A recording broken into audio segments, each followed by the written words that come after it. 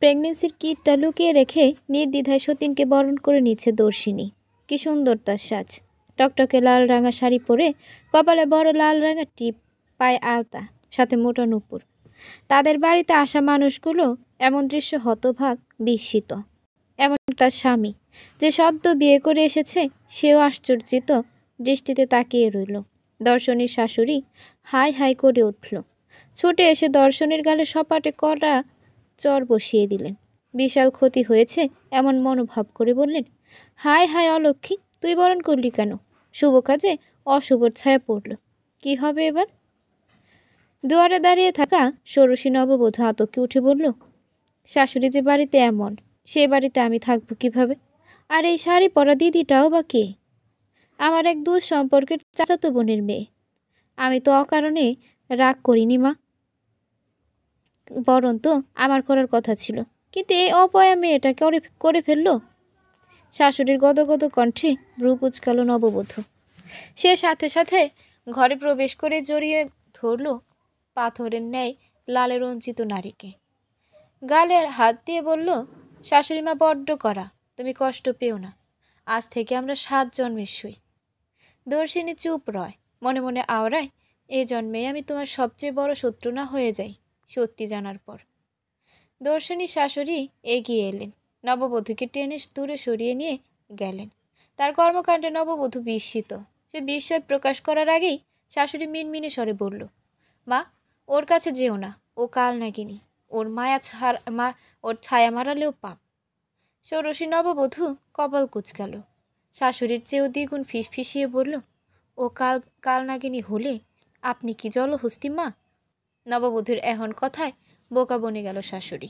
মোহনা চোখগুলো বড় বড় করে ফেলল। তার বড় বউ যতটা না চঞ্চল, এর চেয়ে বেশি, দ্বিগুণ না 14 গুণ চঞ্চল ছোট বউ। মোহনার মাথায় হাত। তন্মধ্যেই দর্শিনীর ননদ বিহঙ্গিনী এগিয়ে গেল দর্শিনীর দিকে। হাতটা শক্ত করে ধরে দর্শিনীর ঘরের দিকে নিয়ে গেল। দর্শনী কথা বলে না, কেবল হাসে। ওরা ঘরে ঢুকতেই বাহিরে নতুন বউ বরণের আবার তোড়জোড় শুরু হলো। বেজে উঠল শঙ্খ উলুধ্বনি। এমন করে বাড়িটা সেজেছিল সেদিন, যেদিন বাড়ির বউ হয়ে এসেছিল দর্শিনী। তবে সেদিন শাশুড়ির মুখে হাসি ছিল না। প্রেমের পরিণতিতে মুখ কালো করে বরণ করেছিল নতুন বউ। মনে রেখেছিল বিশাল আফসোস। আজ সেই আফসোসের অবসান হলো। মনের মতন বউ এলো, কেবল কপাল পুড়ল দর্শিনীর। এভাবে তো একজন ভেঙে গিয়ে আরেকজনকে গড়ে দেয়। তুই কি পাগল হলি বৌদি? কি করছিস এসব? নিজের কপাল নিজে এমন তোর জোর করে পোড়াচ্ছিস যে? উন্মাদ হলি? তোর ভাই তো আমায় সারা জীবনের উন্মাদনায় ডুবিয়েছে। হাসবো না বল? উন্মাদ হওয়া কি আমার অপরাধ? তবে তো বলা যায় মোর প্রেমে ছিল সারা জীবনের প্রাপ। বিহঙ্গিনী চুপ করে যায়। সত্যি, প্রেম তো তখন পাপই হয়, যখন প্রেমিক হয় নির্জীব। তার ভাইটা তো সেই প্রেমিকের দলেরই। সেক্ষেত্রে বৌদির প্রেমই পাপ হলো। ননদকে চুপ থাকতে দেখে খিলখিল করে হেসে উঠল দর্শিনী। হঠাৎ হাসি শুনে সামান্য চমকে যায় বিহঙ্গিনী। নিজের বৌদিকে এমন করে হাসতে দেখে অবাক হয়। আশ্চর্য হয়ে জিজ্ঞেস করে, আবার হাসছিস যে? তোর ভাই কতটা কথা ভঙ্গ করতে পারে তা ভেবেই হাসলাম। যখন প্রেম ছিল তখন বলেছিল হাত ছাড়বে না। অবশ্য এখনও হাত ছাড়েনি, কিন্তু এটাকে কি ধরে রাখা বলে? জানিস সেদিন রাতে এসে আমায় কি বলেছিল? বলে, দর্শিনী আমায় ক্ষমা করো, তুমি বলো তুমি কি চাও আমি বিয়েটা করি? আমি তখন শক্ত কণ্ঠে কি জবাব দিলাম জানিস? বিহঙ্গিনী ছোট শ্বাস ফেলল। সে জবাবটা জানে, তবুও দর্শিনীকে একটু হালকা করার জন্য কেবল বলল, কি? আমি বললাম, তুমি যদি চাও আমি বেঁচে থাকি তবে বিয়েটা করো। সেদিন তোর ভাই হাঁপ ছেড়ে বাঁচল, কথা ছড়ালো আমিই নাকি চাই বিয়েটা হোক। সেদিন তোর ভাই আমার মনের কথা জেনে প্রশ্ন করেছিল এমন জবাবের জন্যে। কোনো নারী কি সতীন চায় বেঁচে থাকাকালীন? আমি চাইলাম, আর তোর ভাই শুদ্ধ পুরুষের মতন মেনে নিল, কারণ আমি যে বেঁচে নিই। বিহঙ্গিনী আতঙ্কে ওঠে, মুখ চেপে ধরে দর্শিনী। ভয়ার্ত কণ্ঠে বলল, অমন বলিস না, তুই তো জানিস দাদাই তোকে কত ভালোবাসে। ও আমি ঢের জানি, না হলে কি আর পুরাতন বইয়ের মান রাখতে ঘরে সতী নানে? অত ভালোবাসা আমার কপাল সইবে না যে। তোর বাড়ির মানুষ জানে বিয়ের কথা? না, কি বলবো? নিজের স্বামীর নামে কেই বা বলতে চায়? নাকি বলবো মা তোমার মেয়ে 3 বছরও সংসার টিকিয়ে রাখতে পারেনি, এতটা অলক্ষী সে। হয়তো প্রেমের সংসারে নয়তো ভালোবাসায় ঘুণে ধরেছিল, তাই নড়বড় হয়ে গেছে, এটা বলবো? আচ্ছা বিহঙ্গিনী, সন্তানই কি সব সব একটা সংসারে? বিহঙ্গিনী থম মেরে বসে থেকে উত্তর দেয়, তোর সংসারে তো সবই বলে গণ্য করা হয়েছে, প্রতিবাদ করতে পারলি না? কার জন্য প্রতিবাদ করব? তোর ভাইয়ের জন্য? সেই তো আমার বিপক্ষীয় দলে। তারও যে নতুন রং লাগবে সে কি আমি বুঝি না? বুঝি, আর বুঝি বলেই তাকে রঙের সমুদ্রে ডুবিয়ে দিলাম, নিজে রংহীন হয়ে। তোর ঘর তুই খেলি। বিহঙ্গিনী শেষোক্ত বাক্যখানা বলে আর দাঁড়ায় না, বের হয়ে যায় ঘর থেকে। তারও কি ভালো লাগছে নিজের প্রাণের চেয়ে প্রিয় বান্ধবীকে এসব বলতে। কখনো কি সে ভেবেছিল পরিবার, পরিস্থিতি আর প্রেম এমন করে বদলে যায়? বিহঙ্গিনী বের হতেই দর্শনী দরজায় খিল দিল, প্রেগনেন্সির কিটটা বের করলো, যেখানে জল জল করছে পজিটিভ। দর্শিনীর ভেতরে আর একটা প্রাণও যে আছে এটা তার প্রমাণ। দর্শিনী ভেঙে ফেলল কিটখানা, ছুঁড়ে ফেলল ভীষণ যত্নে অবহেলার ডাস্টবিনে। এ সত্যি কেউ জানবে না, জানানোর হলে তো সে কবেই জানাতো। যেদিন তার স্বামী নতুন বিয়ের রং শরীরে নিয়ে তাকে জিজ্ঞেস করতে এসেছিল, সেদিন বড্ড বলতে ইচ্ছে ছিল, ওগো তুমি তো সন্তান চাও, এর জন্য বিয়ে করেছো। এই যে আমাদের নতুন অতিথি আসছে। কিন্তু এই বাক্যগুলো দর্শিনী উচ্চারণ করেনি। তার স্বামী যে 3 বছরে তিক্ত হয়ে গেছে তা সে ভালোই বুঝতে পেরেছিল। কেবল মুক্ত হওয়ার জন্য দরকার ছিল একটা কারণ, যে কারণ সৃষ্টি করে দিয়েছে দর্শিনী নিজেই। মেয়েটা তো আগাগোড়া ভালোবেসে এসেছে, আর প্রেমিকের মন বুঝবে না তা কি হয়? সরকার বাড়িতে নতুন বউ এসেই ছাদে ঘুড়ি উড়াতে চলে গেছে। তা দেখার জন্য পাড়া প্রতিবেশীরা নিজ নিজ বাড়ির ছাদে দাঁড়িয়েছে ভিড় জমিয়ে। তারা এই দৃশ্য উপভোগ করছে, সাথে হাসি ঠাট্টাও বাদ যাচ্ছে না। হলরুমে বসে থাকা মোহনার কাছে খবর পৌঁছাতে তিনি ছুটি এলেন। এটা কি বউ এনেছ না অন্য কিছু? সে ভেবে পাচ্ছে না। মায়া তখন লাল বেনারসি পরে ছাদে ঘুড়ি উড়াতে ব্যস্ত। শাশুড়ি ছুটে এলেন, বউয়ের হাত ধরে আশেপাশে তাকালেন। মোহনার হাত পা ঠান্ডা হয়ে যাচ্ছে লজ্জায়। নিজে পছন্দ করে এক বাদরি শেষমেশ। মোহনা নিজের নতুন বউকে এক পাশে নিয়ে ফিসফিসিয়ে বলেন, তুমি না নতুন বউ? নতুন বউরা ঘুড়ি ওড়ায় না, তাহলে কি পুরাতন বউরা ওড়ায়? তাহলে আপনি একটু উড়ান শাশুড়ি। এই মেয়ে, শাশুড়ি কি মা বলতে পারছো না? না পারছি না বলেই তো বলছি না। আমার মা একটাই, তাও সে অনেক ভালো। মায়ের সহজ সরল বাক্যতে মোহনার মাথায় ছোটোখাটো বাজ পড়ল। অন্যদিকে মায়া মিটমিটিয়ে হাসছে আর নানান রকমের ফোন দিয়াছে। তুমি এ ঘরে নতুন যে, নতুন বউ কই? দর্শনীর ঠাট্টার স্বরে করা প্রশ্নের ইঙ্গিত ঠিকই বুঝেছে প্রদীপ। মাথা নত করে মিনমিন করে সে বলল, তুমি আমার সাথে ঠাট্টা করছো প্রিয়দর্শিনী? আমি তো তোমার ইচ্ছাকেই প্রাধান্য দিলাম। সে তো অনেক আমার ইচ্ছার মূল্য দিলে। এবার যাও নতুন বাসরে, তোমার আজ রঙিন রাত। প্রিয়দর্শিনী? কিসের প্রিয়দর্শিনী? সেদিন রাতে বিয়ে করতে পারবে কিনা জিজ্ঞেস করার সময় আমি দর্শিনী ছিলাম, আজ আবার প্রিয়দর্শিনী? গাছেরও খাবে তলারও কুড়াবে? শেষাক্ত কথাগুলো যেন তীরের মতো বিঁধল বিদ্রুপের কাছে। সে উত্তর খুঁজে পেল না আর। তার শব্দের যেন বড্ড অভাব। দর্শিনী বুঝেছে স্বামীর মনোভাব। বিপ্রতীপকে সে ঘরের দরজার বাহিরে পাঠিয়ে দিল। বিপ্রতীপ কেবল অবাক বনে চেয়ে রইল। দর্শিনী কৌতুক হেসে গেয়ে উঠল, তোর প্রেমে তো অন্ধ হলাম, কি দোষ দিবি তাতে? বন্ধু তোরে খুঁজে বেড়াই সকাল দুপুর রাতে। আগুন জ্বেলে পুড়লাম আমি, দিলাম তাতে ঝাঁপ। তোর আমার প্রেমে ছিল রে বন্ধু, ছিল পুরোটাই পাপ। রাত নেমেছে আকাশের বুকে, ভীষণ নিস্তব্ধ রাত, বিষণ্ণ রাত, যে রাত মন খারাপগুলো লুকিয়ে রাখে নিজের বুকে। দর্শিনী শুয়ে আছে ছাদের হিমশীতল হয়ে থাকা মেঝেতে। শাড়ির আঁচল বিছিয়ে আছে পাশেই। নিষ্পলক চেয়ে আছে আকাশের পানে, হিসেব মেলাচ্ছে হয়তো, পাওয়া না পাওয়ার হিসেব। যেদিন বিপ্রতীপের সাথে তার প্রথম দেখা হয়েছিল তখন ভরা আশার পরিবেশে, তুমুল বর্ষণের দিনে দেখা। তারপর কত বর্ষণ গেল, দর্শনীর চোখ আর অন্য পুরুষকে দেখেনি। এক পুরুষের মায়ে আটকে যে গেল, তার ফেরানো গেল না। মা তো ঘোর আপত্তি, বিয়ে এখানে দিবে না। তবে বাবা ছিলেন মেয়ে ভক্ত, মেয়ের তুষ্টিতেই তার সন্তুষ্টি। অবশেষে বিয়েটা হলো আরেক আষাঢ়ে, যা তাসের ঘরের মতো ভেঙে গেল বছর 3 না পেরোতে। দিদি, তুমি এখানে অমন করে শুয়ে আছো যে? এক নারী কণ্ঠে এক আকাশ বিস্ময় মাখা প্রশ্ন শুনে ধ্যান ভাঙে দর্শিনীর। সে উপলব্ধি করে চোখে তার অশ্রুকণা, মনে তার ভীষণ প্রলয়ঙ্কারী তাণ্ডব। উন্মাদনা তার শিরায় শিরায়। দর্শিনী সময় নিল, নিজেকে ধাতস্থ করল।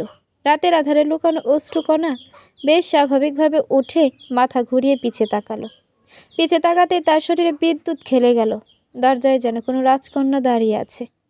কপালে তার মোটা করে সিঁদুর লেপটানো, হাতে সাদা শাখা, লাল টুকটুকে শাড়ি তার শরীরে জড়ানো। এ কোনো স্বর্গের অপ্সরা। এজন্যই বিপ্রদীপের মাথা ঘুরেছে। একমাত্র প্রেমে অন্ধ আর বোকা পুরুষ ছাড়া এ নারীকে কে প্রত্যাখ্যান করবে না। আর বিপ্রদীপ বরাবরই চালাক। দর্শিনীকে চুপ থাকতে দেখে এগিয়ে এলো মায়া। প্রাণবন্ত চমৎকার মেয়ে, দর্শিপনা যেন তার রক্তে। মুখে সেই সকালের মতো হাসি ঝুলে দর্শিনীর কাছে গিয়ে তপাস করে বসলো। প্রিয় দর্শিনী খানিকটা চমকালো। মেয়েটা তো অরুণচণ্ডী কেন? পরক্ষণে এসে নিজের কথা ভেবে থম মেরে যায়। সেও কি কম অরুণচণ্ডী ছিল? সময়ের বিবর্তনে আজ তার চেয়ে বড় নিস্তব্ধতা কারো নেই। এই বিশাল রাতের আকাশেও নেই। তন্মধ্যে মায়া আবার তার ঝলমলে উচ্ছ্বাদিত কণ্ঠে বলে উঠল, তুমি কি কম কথা বলো দিদি? না তো, তোমার বুঝি তাই মনে হলো? রাতের আধার ভেদ করে দর্শিনীর কণ্ঠ মায়ার কাছে যেন দারুণ শোনালো। ষোড়শী কিশোরী খিলখিল করে হেসে বলল, হ্যাঁ, তাই মনে হয়েছিল। তোমার কণ্ঠ কিন্তু দারুণ, আর তুমি দারুণ গানও জানো। আমাকে শোনাবে? দর্শিনীর ভ্রু কুঁচকে এলো। সে যে গান জানে এই কথা নতুন বউ জানলো কেমন করে? দর্শিনী পাহাড় সম বিস্ময় নিয়ে বলল, তুমি জানো কিভাবে আমি গান জানি? মায়া কৌতুক হেসে গেয়ে উঠল, তোর আমার প্রেমে ছিল রে বন্ধু, ছিল পুরোটাই পাপ। দর্শনী হোঁচট খেলো মনে মনে। এ গান তো বিপ্রতীপকে শুনিয়েছিল বিকেলের দিকে। তবে মেয়েটা জানলো কিভাবে? বিপ্রতীপ বলেছে? না, নিজের পায়ে নিজে কুড়োল মারার মতো ছেলে তো সে না। তবে মেয়েটা কি তখন শুনে ফেলেছে কথাগুলো? কি ভাবছো দিদি? দর্শিনীর আবারও ভাবনার রাজ্যে ভাটা পড়ল। থতমত খেয়ে বলল, না, কিছুই ভাবছি না। তুমি অনেক চতুর কিন্তু। তাই নাকি? কেন এমনটা মনে হলো? তোমার কথাবার্তা শুনে মনে হলো আর কি। ও তাই বুঝি? আমি তো তত চতুর ছিলাম না। নাকি তোমার সতীন হয়েছি বলে চতুর বললে? এবার যেন দর্শিনীর মাথা ঘুরে উঠল। মেয়েটা বেশ হেয়ালি করে কথা বলে, কিন্তু মেয়েটা এ কথা জানলো কিভাবে? শ্বশুরবাড়ির সবাই তো বেশ সতর্কতা অবলম্বন করেছিল এ ব্যাপারে, তবুও জেনে গেল। দর্শিনী ভাবনা বাদ দিয়ে নিজেই জিজ্ঞেস করলো, কি বলছো এসব? আমি তোমার সতীন হতে যাব কেন? আমি তোমার কেউ না। আচ্ছা, মানলাম। তা দিদি, সামনের ছাদে একটা ছেলে যে এত রাতে ড্যাব ড্যাব করে আমাদের দেখছে, সেটা কি জানো? দর্শিনী ভোরকে আশেপাশে তাকালো। হ্যাঁ, দক্ষিণ দিকের ছাদে, বাড়ির ছাদে একজন দাঁড়িয়ে আছে। এটা নতুন ছেলেটা না? পাড়ায় নতুন এসেছে ছেলে, গত পরশুই তো এলো। ছেলেটার দৃষ্টি দর্শিনীর আগেই ভালো লাগতো না। কেমন করে এ বাড়ির দিকে তাকিয়ে থাকে, অদ্ভুত। দর্শিনী উঠে দাঁড়ালো, সাথে মায়াকেও টেনে তুলল। ব্যতিব্যস্ত কণ্ঠে বলল, চলো, ছাদ থেকে নিচে যেতে হবে। আজ তো কাল রাত্রি, কাল ফুলশয্যা। নতুন বউ এত রাতে ছাদে থাকে না। পুরাতন বউরা বুঝি থাকে? দর্শনীর জবাব দেয় না। এ মেয়ের সাথে কথায় পারা যাবে না, তা সে ভালোই বুঝেছে। তাই গট গট পায়ে বেরিয়ে গেল ছাদ থেকে। মায়া দাঁড়ালো, পাশের ছাদে থাকা মানবতার দিকে তাকিয়ে রহস্যমাখা হাসি দিল। পরক্ষণেই নিচে চলে গেল। বাড়িতে রমরমা আয়োজন। আজ বউ ভাতের অনুষ্ঠান। ছেলের দ্বিতীয় বিয়েতে যতটা না জাঁকজমকপূর্ণ আয়োজন করা হয়েছে, প্রথম বিয়েতে তার একাংশও বোধ হয় করা হয়নি। দর্শিনী কেবল ড্যাব ড্যাব করে সে আয়োজন দেখছে, মিটমিটিয়ে হাসছে। ভাগ্য তার বেলাতেই দারুণ খেলছে। এই বউ, তুমি ঘরে গিয়ে বসতে পারো না? বন্ধা মেয়ে মানুষ শুভ জিনিসে থাকে না। তাছাড়া তোমার কি একটু কষ্টও লাগে না? নিজের স্বামীর বিয়ে দেখছো আবার হাসছো। দর্শিনী নিজের কাকি শাশুড়ির কথায় ফিরে তাকালো। সোফায় আর একটু কোণ ঘেঁষে বসে বলল, আমার স্বামীর তো কষ্ট লাগেনি, তবে আমার কেন লাগবে? দর্শনীর প্রশ্নে ভদ্রমহিলা হতভাগ, ছি ছি করে বলে উঠল, একে তো নিজের সংসার টিকিয়ে রাখতে পারোনি, আবার বড় বড় কথা বলো। তুমি কেমন মেয়ে মানুষ? যে সংসার কোভা আমার হয়নি, তা টিকানোর কথাও বা আসছে কোথা থেকে? মহিলা এবার দমে গেল, কিন্তু স্বাভাবিকভাবে বাঙালি নারীরা নত স্বীকার করতে কখনো চায় না। সেই বৈশিষ্ট্য অনুযায়ী কাকি শাশুড়িও চুপ রইলেন না, বরং আরও কিছু কথা শুনিয়ে দিলেন। দর্শিনী কেবল চুপ করে সামনে থাকা টিভির দিকে তাকিয়ে আছে, তার যেন রাজ্যের কাজ টিভিতে। কাকি শাশুড়ি চলে যেতেই দর্শিনী ঘরে চলে গেল। সেখানে থাকলে কেবল এক গাদা কথাই শুনতে হবে, এর চেয়ে ঘরে থাকা ভালো। আর তো কয়েকটা দিনই এ বাড়িতে আছে, তারপর মুক্তি দিবে সবাইকে, সাথে সে নিজেও মুক্ত হবে মিছে বন্ধন থেকে। দর্শনী খাটের সাথে থাকা জানালার গ্রিল ধরে বসে আছে। আজকাল তার মরতে ইচ্ছে হয় না, বরং মনে হয় এই পৃথিবীতে যত বেঁচে থাকবে তত মানুষের খোলস বদলানোর খোলা খেলা দেখতে পাবে। ভাবনার মাঝে দর্শিনীর চোখ পাশের বিল্ডিংয়ে গেল। একটা ছেলে দাঁড়িয়ে আছে সামনের বিল্ডিংয়ে সাদা টাইলস করা বারান্দাটায়। দর্শিনী চেনে এই ছেলেটাকে, পাড়ায় নতুন এসেছে সে। এটা সেই ছেলে। ছেলেটা এই বিল্ডিংয়ে তাকিয়ে আছে কেমন করে। দর্শিনীর সাথে সাথে জানালা বন্ধ করে দিল। এ কোন আপদ এসে জুটল? সকাল নেই সন্ধ্যা নেই, সবসময় তাকিয়ে থাকে। অদ্ভুত। দর্শনী অনুভব করল তার পাশে কেউ হুড়মুড় করে বসেছে। দর্শনী পাশ ফিরে তাকাতেই দেখল মায়া। মেয়েটা আজও লাল জামদানি পরেছে। ছোট্ট একটা মেয়ে, কিন্তু কি দারুণ তার দেহ গঠন। দর্শনী নিজেই বারবার চোখ জুড়িয়ে নেয় মেয়েটাকে দেখে। মায়া খাটে সোজা হয়ে বসে চঞ্চল মনে বলে উঠল, কি করো? আকাশ দেখি। আকাশ দেখো? কেন, তোমার কি মন খারাপ? দর্শনী ভ্রু কুঁচকাল, অদ্ভুত হেসে বলল, আকাশ দেখার সাথে মন খারাপের কি সম্পর্ক? সম্পর্ক আছে। মন খারাপ যখন হয় তখন আকাশ পরিমাণ হয়, কোনো কিছুতেই ভালো হয় না। তুমি যদি আকাশের দিকে তাকাও তবে আর মন খারাপ থাকবে না। তুমি জানবে পৃথিবীতে তুমি একা, ওই আকাশে বিশালতা থাকা সত্ত্বেও একা। সবার ভাগ্য কি আর পোষ মানে? দর্শিনী মুগ্ধ এতটুকু একটা মেয়ের কথায়। যেখানে এই মেয়েটার উপর রাগ আসার কথা, সেখানে মুগ্ধতা কাজ করছে। মেয়ে হয়েই তার এই অবস্থা। বিপ্রতীপের তাহলেই দোষ কি? জানো, আমাদের বিয়েটা পারিবারিকভাবে সম্বন্ধ করে হয়নি। মায়ের এখন বাক্যে হতবাক দর্শিনী। সে তো জানে দুই পরিবার মিলেই দেখে শুনে বিয়েটা ঠিক করেছে, তবে মেয়েটা এত উদ্ভট কথাও কেন বলে? দর্শিনী অবাক কণ্ঠে জিজ্ঞেস করল, তবে? মায়া বাঁকা হেসে ফিস করে বলল, আমাদের প্রেমের বিয়ে। তোমাদের প্রেমের বিয়ে কিভাবে? দর্শিনীর কণ্ঠে রাজ্যের বিস্ময়। তার জানা মতে বিপ্রতীপ এতটাও খারাপ না যে সংসারে থাকাকালীন পরকীয়াতে জড়াবে। তবে মেয়েটা এই কথা কেন বলল? তবে কি বিপ্রতীপকে দর্শিনী ঠিক চিনতে পারেনি? দর্শিনীর হৃদয়ে দ্বিধা বিস্ময় মিলেমিশে একাকার। তার অন্তর আত্মা কাঁপছে। বিপ্রতীপের এই চরিত্রটা যে সে সহ্য করতে পারবে না। তবুও মনকে শক্ত করল। বিপ্রতীপ তো আর তার নেই, তাহলে সহ্য করার কথা আসছে কোথা থেকে? বিপ্রতীপের এই চরিত্রটা সে সহ্য করতে পারবে না, তবুও মনকে শক্ত করল। বিপ্রতীপ তো আর তার নেই, তাহলে সহ্য করার কথা কোথা থেকে আসে? দর্শিনীর ভাবনার মাঝেই মায়া কৌতুক হেসে ফিসফিসিয়ে বলল, হ্যাঁ, প্রেমের বিয়ে। আজ থেকে 1 মাস আগে আমাদের শুদ্ধ প্রণয় শুরু হয়েছিল। তুমি কি ভেবেছ আমি ওনার সম্পর্কে খোঁজ নিইনি? তুমি যে ওনার প্রথম বউ তা আমি খুব ভালো করেই জানি, কিন্তু এমন ভাব ধরেছি যেন কিছুই জানি না। শ্বশুরবাড়ির মানুষগুলো কিন্তু ভালো অভিনয় জানে। তুমিও কম জানো না। বিবাহিত পুরুষের সংসার ভেঙে সুখী থাকতে পারবে? দর্শিনীর কণ্ঠে তীক্ষ্ণতা। মায়া মিষ্টি হেসে উত্তর দেওয়ার আগেই বিহঙ্গিনী তাদের রুম হতভম্ব হয়ে প্রবেশ করল।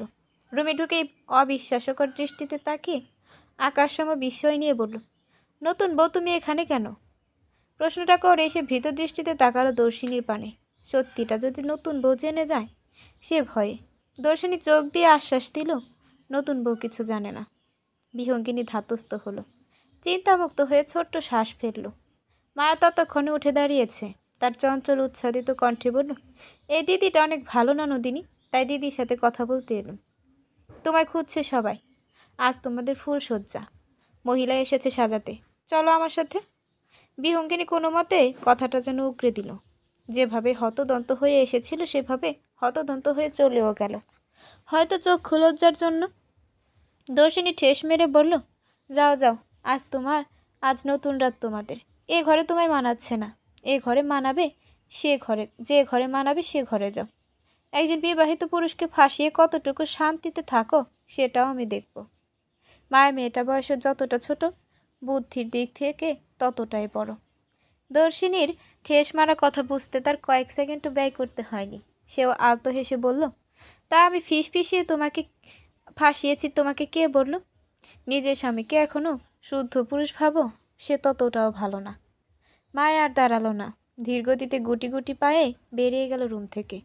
দর্শিনী নিস্তব্ধ হয়ে বসে রইল কেবল। তার মাথায় মায়ার বলা শেষ বাক্যগুলো কেবল ঘুরপাক খাচ্ছে। মায়া কি বোঝাতে চাইল? বিপ্রতীকী তাহলে বাহিরে নজর দিয়েছিল প্রথম, আর সে কিনা বোকার মতো অন্ধবিশ্বাস করে গেল। মানুষ এভাবে খোলস বদলানোর খেলায় জিতে যাবে কে জানত। দর্শিনী ধীর পায়ে উঠে দাঁড়ালো। বাম দিকের দেয়ালে টাঙানো তার আর বিপ্রতীকের হাসিমাখা ছবিখানা হাতে নিল। এখন বিষণ্ণ সন্ধ্যা, বিষাদ বিলাস করার সময়। একটু পর রাত নামবে আকাশের বুকে। বিপ্রতীপের বক্ষ মাঝে থাকবে অন্য নারী। এই ব্যথা বুঝি মানা যায়? কোনো নারী এ রাত মেনে নেবে? দর্শিনী বারান্দায় গিয়ে দাঁড়ালো। আজ বৃষ্টি হবে, আকাশ কেমন থম মেরে আছে। আকাশেরও বুঝি মন খারাপ। দর্শিনী বিষাদ মাখা হাসি হাসল নিজের উপর। ভালোবেসেই তো বিয়ে করেছিল, তবে আজ এ দিন কেন হলো জীবনে? নারী জীবন কি অদ্ভুত। আজ নারী বলেই কি স্বামীর বাসর দেখতে হবে? দর্শিনী দেখবে না সে বাসর, মানবে না নারী জীবনের শর্ত। নারীর হৃদয়ে কি ব্যথা লাগে না? মানুষ কেন ভুলে যায় নারীরও হৃদয় থাকতে পারে? হঠাৎ দর্শিনীর হৃদয় বিদ্রোহ ঘোষণা করল, মানল না কোনোরূপ অজুহাত, ছুটে এলো রুমে। গোছাতে হবে নিজের শেষ বিদায়ের জন্য। শুনেছি জীবিত নারী একমাত্র মৃত্যু হলেই শ্বশুরবাড়ি ত্যাগ করে, তবে কি আজ দর্শিনীও মৃত? না, দর্শিনী বাঁচার জন্য নতুন করে জীবিত হওয়ার জন্য বাড়ি ছাড়বে। কেবল রাত বাড়ার অপেক্ষা। দর্শিনী ঘরের বাহিরে গেল, লুকিয়ে নতুন বইয়ের ঘরে উকি দিল। খুব গোপনে রক্তক্ষরণ হলো হৃদয় মাঝে। দেখল না কেউ, শুনল না কেউ হাহাকার। হৃদয় ভাঙার যে শব্দ হয় না। নিজে কেমন গোপনভাবে রক্তাক্ত করতেই তো এসেছিল এখানে। ফুলের খাট দেখলে যে হৃদয়ে কোমলতা জাগবে না, তার দর্শিনীর ঢের জানা আছে। তাই তো একটু ঘৃণা কুড়াতে এলো। না হয় মায়া মোহ প্রেম যে কাটবে না, কিন্তু ঘৃণা কি আর কুড়াতে পারলো? কুড়ালো তো এক রাশ ব্যথা। দর্শিনী রুমে ছুটবে, তার আগে মোহনার রাশভারী কণ্ঠ ভেসে এলো, এখানে কি করছো? দর্শিনী চমকে গেল। এমন করে ধরা পড়ে যাবে কে জানতো। তবেও নিজেকে স্থির করলো, নিজেকে ধাতস্থ করে সুন্দর করে বলল, মা ফুলসজ্জার ঘর দেখতে আসছিলাম। মোহনা যেন বেজার হলো, মুখ কালো করে বলল, এটা দেখার কি আছে? নাকি নিজের সর্বনাশ দেখতে ভালো লাগে? কি অদ্ভুত মেয়ে মানুষ তুমি। আমার হলে এ লজ্জায় আমি মরেই যেতাম। তোমার লজ্জা নেই বাপু? দর্শিনী খিলখিল করে হেসে উঠল, ঠাট্টার স্বরে বলল, কিসের লজ্জা মা? মোহনা যেন বোকা বনে গেল। নতুন বউ আসার পর যে সে যেন বোকাই বনে যাচ্ছে। বউ আনলো না অলক্ষী ভেবে পাচ্ছে না সে। দর্শিনীর প্রশ্নের আর উত্তর দেয়নি মোহনা। গটগট পায়ে চলে গেল সেখান থেকে। দর্শিনীও তার ঘরে চলে গেল। সে যেন ধরা পড়ে যাবে যাবে করেও যাবে, বেঁচে গেছে। লক্ষ কোটি ধন্যবাদ জানিয়েছে সৃষ্টিকর্তাকে এর জন্য সে। দর্শিনীর ফোন হঠাৎ বেজে উঠল। স্ক্রিনে জল করছে বাবা নামের লেখাটা। দর্শিনী নিজেকে শক্ত করে ফোনটা রিসিভ করলো। কোমল কণ্ঠে বলল, বাবা কেমন আছো? এই তো মা ভালো, তুই কেমন আছিস? দর্শিনী ভালো আছি বলতে গিয়েও বলতে পারল না। কণ্ঠনালীয় কোথা থেকে কোথাও যেন একটা বাধা সৃষ্টি হলো। তো বসে টুকটাক কথা বলে ফোন রেখে দিল। টেবিলের ড্রয়ারে থেকে খাতা কলম বের করলো। একটা দারুণ চিঠি লিখতে বসবে, যে চিঠির কোনায় কোনায় ভরা থাকবে বিষাদ। কাল যখন বাড়ির মানুষগুলো জানবে দর্শিনী বাড়িতে নেই, তখন যেন বিষাদ পাখা চিঠিখানা পায়। বিষাদে টইটম্বর হবে এই বাড়ির প্রতিটা ইট পাথরও। সবাই জানবে এই ভাঙা হৃদয় নারীর আর্তনাদ। দর্শিনী লেখা শুরু করলো। প্রিয় মায়া, এবারে তার কাউকে চিনি না লিখে তোমায় বলছি, তোমায় লিখছি বলে অবাক হচ্ছ? প্রিয় মায়া, এবারে তার কাউকে চিঠি না লিখে তোমায় লিখছি বলে অবাক হচ্ছ? তা আবার প্রিয় সম্বোধন করেছি। আসলে এবারের মানুষগুলো কখনোই আমার আপন ভাবে নেয়নি। কিভাবে তাদের চিঠি লিখে যায় বলো? তাই তোমাকেই লিখলাম। তোমায় যতটুকু দেখেছি আমার দারুণ লেগেছে। আশা রাখি তোমার এই চাঞ্চল্যতার অস্তিত্বে ভরে যাক এবারই। এবারের মানুষগুলোকে আমি যে বড্ড ভালোবাসি। বিয়ের পর জেনেছি আমার দুইটা মা, একটা জন্মদাত্রী আর একজন যে আমায় এখন লালন পালন করবে। কিন্তু দুর্ভাগ্যজনক ভাবে সে মা আমায় মেয়ে ভাবতে পারেনি। তবে হ্যাঁ, আমি একটা বাবা পেয়েছি। বাবাকে দেখে রেখো। তোমার ননদিনী কিন্তু আমি বলতে অজ্ঞান ছিল, কিন্তু দেখো সেও চক্ষু লজ্জার কারণে আমার সাথে কথা বলতে পারে না। কিলা বাড়ি আঁকড়ে ধরে পড়ে থেকে, যেখানে আমার পরিণতি বিদায়ের খাতায় গিয়ে ঠেকলো। এবাড়ির মাটি জানে, এবাড়ির ধুলো জানে আমি তাদের কত ভালোবেসেছি। কিন্তু ইট পাথরের বাড়ি আমার হয়নি কভু। কেবলই পরই রয়ে গেলাম, পরই করে দিল। তুমি না হয় আমার আপন হয়ে থেকো, আমি তবে বিদায় নিলাম। ভালো থেকো আমার 7 জন্মের সই, ইতি তোমার সই। গোটা গোটা অক্ষরে লেখা চিঠিখানা শেষ হলো। চিঠিখানায় যুক্ত হলো প্রিয়দর্শিনীর অশ্রুকণা। আজই শেষ কান্না। এরপর আর সে কাঁদবে না। এরপর আর সে পিছু ফিরবে না। পিছু টানছে তার জন্য না। পুরো বাড়ি বিভীষিকাময় আধারে পরিপূর্ণ। দর্শিনীর হাতে ব্যাগ, চোখে অশ্রু। ছোট ছোট পা ফেলে এগিয়ে যাচ্ছে সদর দরজার দিকে। এবাড়ির মায়া তাকে বারবার আঁকড়ে ধরছে। তবুও তাকে যে যেতে হবে। কার মায়াতে আটকে থাকবে? যে মানুষ আজ অন্য নারীতে মত্ত, তার মায়াতেই না থাকুক। এমন বেসরম মায়া, যে মায়া ছোট করবে আত্মমর্যাদা, সে মায়া থেকে লাভ কি? দর্শিনী ধীরে ধীরে দরজা খুলে কেবল বাহিরে পা রেখেছে, তখনই একটা রাশভারী কণ্ঠ ভেসে এল। চলে যাচ্ছ? থেকে গেলে হয় না? কণ্ঠে তার রাজ্যের আকুতি, যে আকুতি থামিয়ে দিল দর্শিনীর পা। ঢুকরে কেঁদে উঠল হৃদয়াঙ্গিনা। রাতের রাস্তা সোডিয়ামের আলোয় আলোকিত। হলুদ বর্ণা লাইটগুলো দারুণ রং সৃষ্টি করে আধার রাতে। ভিজে রাস্তায় মাটি থেকে এক নেশালো ঘ্রাণ বের হচ্ছে। মাটি ভিজলে এক নিদারুণ সুগন্ধি ছড়ায়। একটু আগের ঝড়ের কারণে রাস্তায় 1000 খানেক পাতা ও ফুলের ছড়াছড়ি। সেই ভিজে ফুল পাতা ডিঙিয়ে এক রাস্তায় চলছে এক মানবী, যার ঠাঁই মিলেনি শ্বশুরবাড়িতে, যার প্রেমিকের বক্ষ মাঝে অন্য নারীর ঠিকানা। দর্শিনী গত 1 ঘন্টা যাবৎ ধীর গতিতে হেঁটে বড় রাস্তায় উঠেছে। শরীরে জড়ানো সাদা শাড়ি, হাতে গলায় কপালে কোনো বিবাহিত চিহ্ন নেই। ওই বাড়ি ত্যাগ করার সাথে সাথে ত্যাগ করেছে নিজের বৈবাহিক ঠিকানা। এখন সে একদম একা, এই নিস্তব্ধ ব্যস্ত রাস্তার মতন একা, যার কোনো নির্দিষ্ট গন্তব্য নেই, কিন্তু চলতে হবে আজীবন। এখন সে একদম একা, এই নিস্তব্ধ রাস্তার মতন একা, যার কোনো নির্দিষ্ট গন্তব্য নেই, কিন্তু চলতে হবে আজীবন।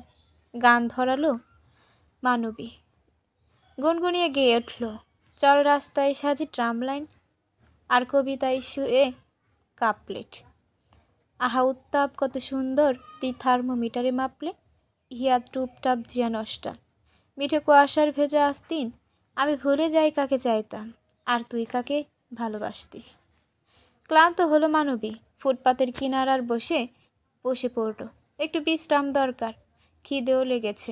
হঠাৎ তার নজর গেল বা হাতের ছোট্ট সাদা ব্যাগটার দিকে তাকাতেই ছ্যাদ করে ওঠে বক্ষ পিঞ্জিরা। মানুষটার আকুতি মিনতি মনে পড়ে। এই একটা মানুষ যে দর্শিনীকে বিনা স্বার্থে ভালোবেসেছিলেন। বিদায় বেলাতেও মানুষটা অশ্রু বিসর্জন দিয়েছিল, বাবা ডাকের মর্যাদা দিয়েছে মানুষটা। হ্যাঁ, দর্শিনী যখন বের হতে নেয় তখন তার শ্বশুরই পথ আগলে দাঁড়ায়। দর্শনীর মনে পড়ে একটু আগের ঘটনা। দর্শনী ঘর থেকে কেবল বের হবে, সে মুহূর্তে তার শ্বশুর পিছু ডাকে, চলে যাচ্ছ? থেকে গেলে হয় না? দর্শনীর পা থেমে যায়। এ আকুতি মাখা কণ্ঠের বিপরীতে বলে ওঠে, থাকতে তো চেয়েছিলাম আজীবন, আমায় কেউ রাখেনি। আর যার যতটুকু প্রয়োজন ঠিক ততটুকু আমায় সময় আমি থেকে যাই, প্রয়োজন ফুরিয়ে গেলে আমিও ফিরে যাই। দর্শিনী বৃদ্ধ শ্বশুর কাঁপা কাঁপা পা নিয়ে এগিয়ে এলো, চোখে তার অশ্রুকণা। দর্শিনীর মাথায় হাত বুলিয়ে বলল, তবে চলে যাও, মনে রেখো তোমার আরেক বাবা সবসময় তোমাকে নীরবে আশীর্বাদ করে যাবে। তোমার বাবা যে অক্ষম, যার জাঁকজমক, তার জাঁকজমকভাবে কিছু করার ক্ষমতা নেই, সে কেবল গোপনে তোমায় ভালোবাসবে। দর্শিনী শ্বশুরের পা ধরে হাও মাও করে কেঁদে ওঠে। শেষ বিদায়ের বেলা ভদ্রলোক সাদা ছোট্ট থলেটা এগিয়ে দিয়ে বলেছিল, এটা রাখো বৌমা, পথিমধ্যে প্রয়োজন পড়বে। এরপর আর দর্শিনী পিছু ফিরে চায়নি, এগিয়ে গিয়েছে নিজের গন্তব্যের দিকে। একবার পিছু ফিরে তাকালে সে দেখত এক অসহায় বাবার আর্তনাদ, আর দোতলা বিল্ডিংয়ে কারো গোপন ছায়া, যে গোপনে বিদায়ের সাক্ষী হয়েছিল। ট্রাকের হর্নের তীব্র শব্দে ধ্যান ভাঙে দর্শিনী। সাই সাই করে একটা ট্রাক ছুটে গেল বড় রাস্তার দিকে। দর্শিনী ছোট্ট শ্বাস ফেলল। আগে এমন ট্রাক দেখলে ঝাঁপিয়ে পড়তে ইচ্ছে হতো ট্রাকের নিচে। এখন আর সেই ইচ্ছে হয় না, এখন বরং সব কিছু থেকে নিজেকে বাঁচিয়ে রাখতে ইচ্ছে হয়। রাত বাড়ার সাথে সাথে দর্শিনীর খিদের দাপট বাড়ল, কিন্তু সাথে কোনো খাবার নেই। মনকে অন্যদিকে ঘোরানোর জন্য শ্বশুরের দেওয়া ব্যাগটা খুলল। ব্যাগ খুলে সে অবাক, হতবাক। ব্যাগের মাঝে পুটলি বাঁধা কতগুলো তিলের নাড়ু, দুধের সন্দেশ, ছোট্ট বোতলে করে জল ভরা। দর্শিনী অবাক হয়ে যেন আকাশ থেকে পড়ল। বাবা তবে আগেই আন্দাজ করতে পেরেছিল দর্শিনীর বিদায়ের কথা। দর্শিনীর চোখ ভরে এলো নোনা জলে। মানুষটা শেষ বেলাতেও কতটা নিঃস্বার্থভাবে ভালোবেসে গেল। নিজের চোখ মুছে খাবারগুলো ঝাপটে ধরল বুকে। এটাকেই বুঝি বাবা বলে? এজন্যই পৃথিবীতে বাবাদের স্থান উপরে। কি সুন্দর নিজের ছেলের বউয়ের পছন্দের জিনিসগুলো গুছিয়ে দিয়েছে। দর্শিনী খাবারগুলো খুব যত্নে খেলো, এমন তৃপ্তি তাকে কোনো খাবারেই যেন এ জীবনে দিতে পারেনি। আবার উঠে দাঁড়ালো দর্শিনী নতুন উদ্যমে। চলতে হবে তাকে অনেকটা পথ। রাত বাড়ছে, সাথে কনকনে হিমশীতল বাতাস ছুঁয়ে যাচ্ছে। দর্শিনী পা বাড়ালো রেল স্টেশনের দিকে। বাড়ি ফিরতে হবে তাকে। আপাতত বাবা মায়ের আশ্রয়স্থলে ঠাঁই নিতে হবে। বেঁচে তো থাকতে হবে। বেঁচে থাকার জন্য না হয় একটু কথা শুনবে। ঢাকা থেকে সিলেটগামী ট্রেনে চড়ে বসল দর্শিনী। ভোর হতে হতে সে সিলেট পৌঁছে যাবে। এই মিছে মায়ার শহরে আর পিছুটান রাখবে না। এ শহর সব কেড়ে নিল। এই ইট পাথরের শহর কারো আপন হতে পারে না। কেবল গোগ্রাসে গিলতে থাকে মানুষের সুখগুলো। দর্শিনী আর গিলতে দেবে না তার সুখ। যতটুকু পেয়েছে তাই গুটিয়ে নিয়ে সে চলে যাবে দূর পথে, বহু দূরে। এটা তো আমার সিট ম্যাডাম, আপনি ভুল জায়গায় বসেছেন। ভরা পুরুষালী কণ্ঠে ধ্যান ভাঙে দর্শিনী। কথাটা বুঝতে না পেরে সে জিজ্ঞেস করলো, জি আমাকে বলছেন কিছু? দর্শিনীর সামনে থাকা ছেলেটা ভ্রু কুঁচকালো। এবার পূর্ণ দৃষ্টি দিল দর্শিনীর দিকে। শুভ্র রঙা শাড়ি পরিহিতা রমণীকে তার দারুণ লাগলো। তার কণ্ঠে ধীর গতি রেখে স্বাভাবিকভাবে বলল, হ্যাঁ আপনাকেই বলছি। এটা তো আমার বসার জায়গা, জানালার সাথে সিট আমার। পাশেরটা বোধহয় আপনার। আপনি ভুল জায়গায় বসেছেন। দর্শিনীর টিকিট মিলিয়ে দেখলো ছেলেটা ভুল বলেনি, তাই সে সাথে সাথে উঠে দাঁড়ালো। ব্যতিব্যস্ত কণ্ঠে বলল, দুঃখিত, আমি খেয়াল করিনি। বসুন আপনি। ধন্যবাদ। খুব সংক্ষেপে শেষ হলো তাদের কথা। দর্শিনী জানালার পাশে সিট ছেড়ে ছেলেটার ডান পাশে বসলো। মনে মনে কতক্ষণ নিজেকে গালাগালি করলো ভুল করার জন্য। ইতিমধ্যে ট্রেন চলতে শুরু করেছে। দর্শিনীর মনে পড়ল বাবাকে সে জানায়নি আসার কথা। বাবাকে ফোন দিতে হবে, কিন্তু সে তো ওই বাড়ি থেকে ফোন আনেনি। পাশের ছেলেটা তখন ফোনে কথা বলতে ব্যস্ত। দর্শিনীর লজ্জা লাগছে ফোন চাইতে। কতক্ষণ নিজের মাঝে যুদ্ধ চালিয়ে ধাতস্থ করলে সে ফোন চাইবে না। হুট করেই উঠবে বাবার বাড়ি। হ্যালো, আমি মৃত্যুঞ্জয়। আপনার কি আমার ফোনটা প্রয়োজন ম্যাডাম? দর্শিনী চমকে উঠল। ছেলেটা কিভাবে বুঝলো তার যে ফোন প্রয়োজন? গায়ে পড়া স্বভাব নাকি ছেলেটার? দেখে তো তা মনে হয়নি। তবে যেচে জিজ্ঞেস করেছে বলেই উল্টো পাল্টা চরিত্র ঝুলিয়ে দেব। দর্শিনী নিজের মনেই কতক্ষণ বক বক করল। মৃত্যুঞ্জয় দর্শিনীর ব্যবহারে খানিক অবাক হলো। মেয়েটা কথায় কথায় ভাবনার রাজ্যে চলে যায় কেন? মেয়েটা ফোনের দিকে অমন করে তাকিয়েছিল বিধায় সে জিজ্ঞেস করেছে, নাকি যে জিজ্ঞেস করা উচিত হয়নি। দর্শিনী নিজের মাঝে কতক্ষণ দ্বিধাদ্বন্দ্ব থেকে অবশেষে রিনরিনে কণ্ঠে বলল, আমি প্রিয়দর্শিনী। ধন্যবাদ, আমার ফোনের প্রয়োজন নেই। মৃত্যুঞ্জয় যেন আর কিছু শুনল না। তার কানে বারবার একটা নামই বাজল, প্রিয়দর্শিনী। বক্ষ পিঞ্জিরা ছলৎ করে উঠল। না পাওয়া বস্তু পেয়ে গেলে যেমন আনন্দিত হয়, হৃদয় আঙিনা তেমন আনন্দিত হলো তার হৃদয়। বহুদিনের স্বাদ যে এভাবে মিটবে কে জানত। এবার কেবল সকাল হওয়ার অপেক্ষা। নতুন সকাল, নতুন আরম্ভ। দর্শিনী চুপ করে তার মাথাটা এলিয়ে দিল সিটে। কাল তার পরিবার তাকে দেখলে কেমন রিয়াকশন দিবে সেটাই ভাবনার বিষয়। ভরা প্ল্যাটফর্মের হইচই ঘুম ছুটে যায় দর্শিনীর। চোখ মেলতেই দেখে তার গন্তব্যে এসে পড়েছে। হুড়মুড় করে উঠে বসে সে। তার পাশের সিট শূন্য। ছেলেটা নেমে গেছে কখন? সামান্য টেরও পেল না দর্শিনী। কি ঘুম ঘুমিয়েছে সে। দর্শিনী উঠে দাঁড়ালো। নিজের ব্যাগটা নিয়ে স্টেশনে নামলো। চারপাশে কুয়াশায় ঘেরা। কাল রাতে বৃষ্টি হয়েছে বিধায় কুয়াশায় ভরে গেছে প্রকৃতি। দর্শিনী নিজের ব্যাগটা নামিয়ে শরীর সামান্য ঝাড়া দিল।